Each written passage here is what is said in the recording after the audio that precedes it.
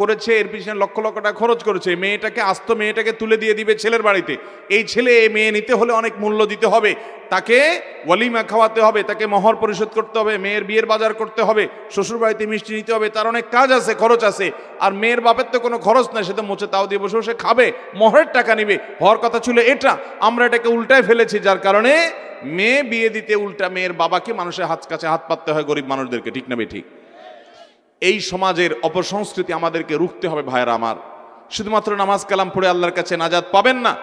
আপনি বিয়ে করেছেন, শ্বশুরবাড়ি থেকে যৌতুক নিয়েছেন, কৌশলে ছলে বলেন যে শ্বশুর খুশি হয়ে দিয়েছে।